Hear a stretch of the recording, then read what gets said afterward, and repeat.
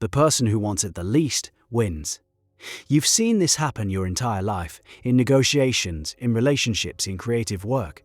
The one who can genuinely walk away from the table holds all the cards. You felt this yourself. You grip something too tightly, a goal, a person, an outcome, and it slips through your fingers like sand. The moment you release your grip, the moment you truly let go, it comes to you. By the end of this journey, you will understand this as a fundamental law of consciousness, and you will know how to use it.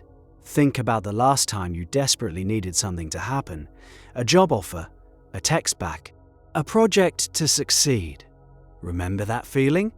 That tight, anxious knot in your chest, that constant mental checking, the replaying of scenarios, the searching for signs. It's exhausting.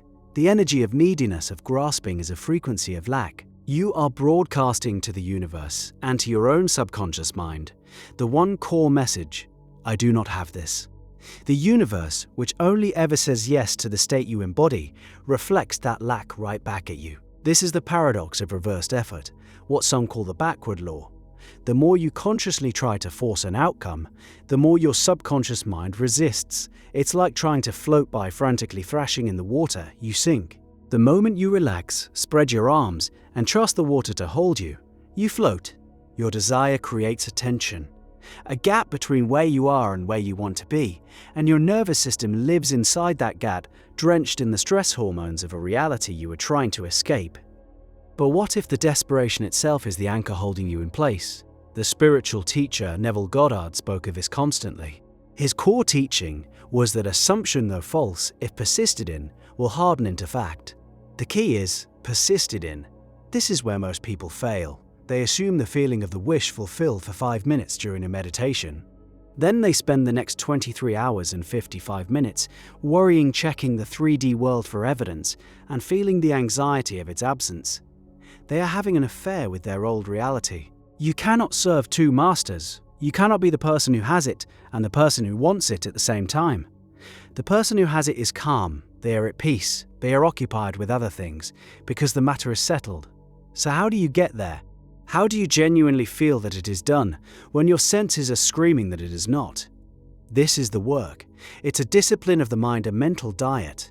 It means catching yourself every time you slip back into the state of wanting, of worrying, of needing, and gently, without judgment, returning to the assumption that it is already yours. Think of a farmer who has planted a seed. Does he dig it up every day to see if it's growing? That would kill it. He plants the seed, he waters the ground, and he walks away, trusting the process. He knows the seed is doing its work beneath the surface. He has faith in the unseen. Your desire is the seed. Your assumption of its fulfillment is the fertile ground. Your worry is the shovel, digging it up and exposing it to the harsh air of doubt.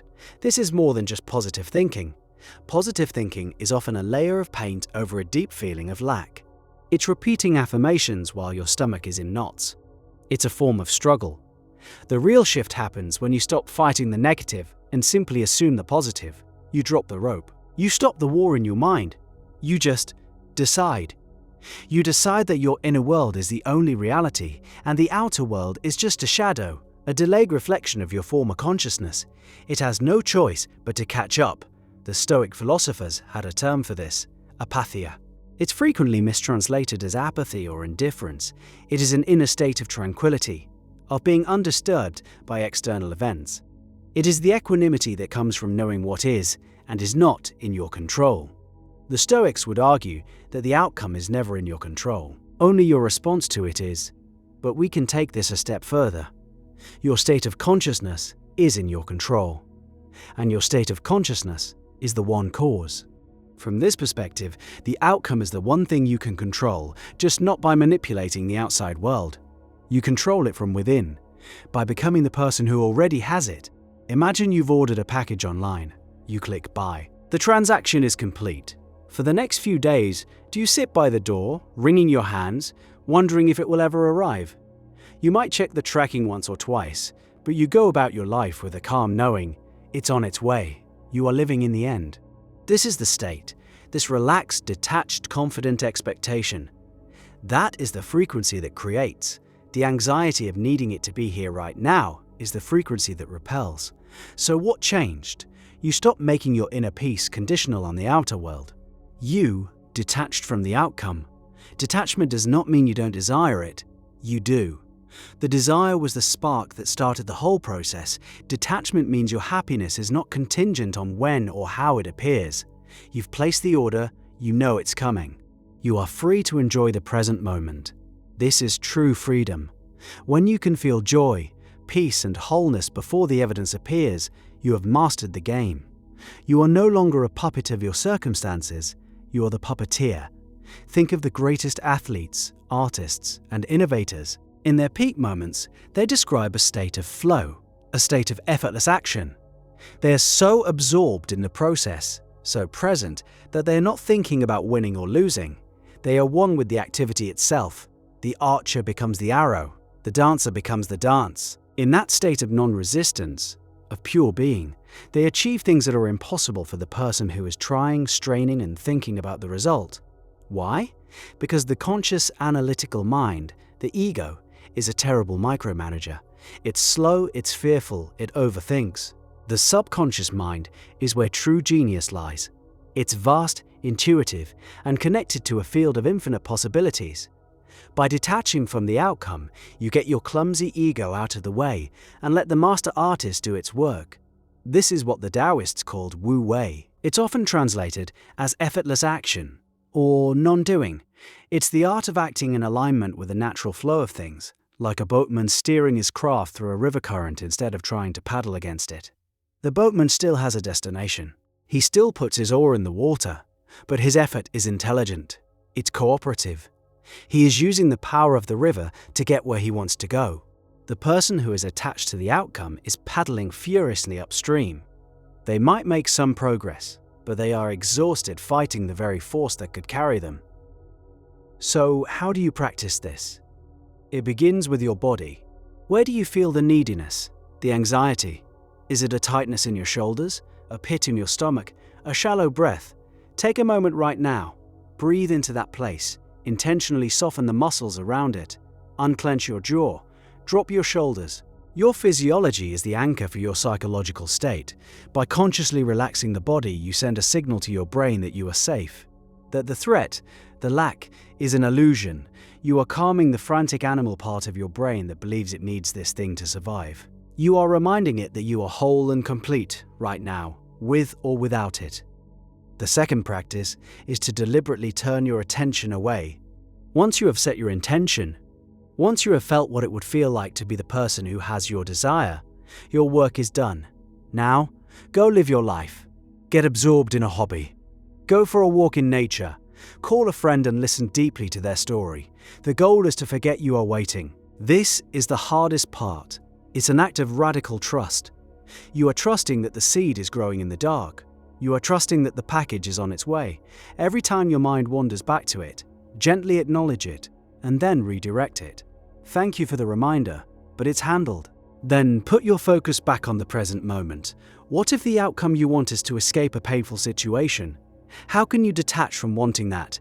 You do it by finding a feeling of relief in the present. You can't feel relief while focusing on the pain.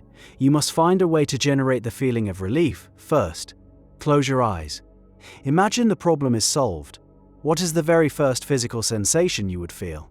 Would your shoulders drop an inch? Would you take your first deep, easy breath in weeks? Would a slow smile spread across your face? Find that physical sensation.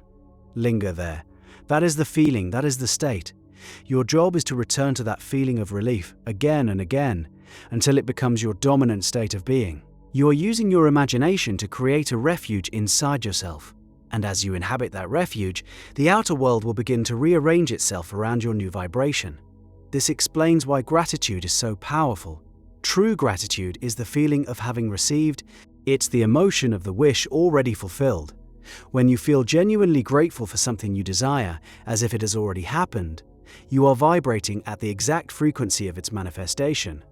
You are not asking, you are acknowledging, you are not hoping, you are thanking. It is the most powerful and natural way to live in the end. It bypasses the striving ego and speaks directly to the creative power of the universe in the language it understands, the language of feeling. The people who seem not to care, the ones who win without trying, have mastered this alchemy. Sometimes they do it unconsciously, through a naturally relaxed disposition. For others, it's a learned discipline. They have trained themselves to place their faith in the unseen reality within. They know that their inner state of being is the one creative power. They have stopped looking outside of themselves for validation or permission. They understand that to grasp for a thing is to affirm its absence. The final key is this: you must fall in love with the process more than the prize. The journey is the destination. The joy is found in becoming the person who is capable of achieving the goal, not in the moment of achievement itself. When you love the act of writing more than the book deal, you will write a great book. When you love the process of building the business more than the exit, you will build a great company. The outcome becomes a byproduct of a life lived with presence and passion. You stop chasing butterflies. You build a beautiful garden, and the butterflies come to you.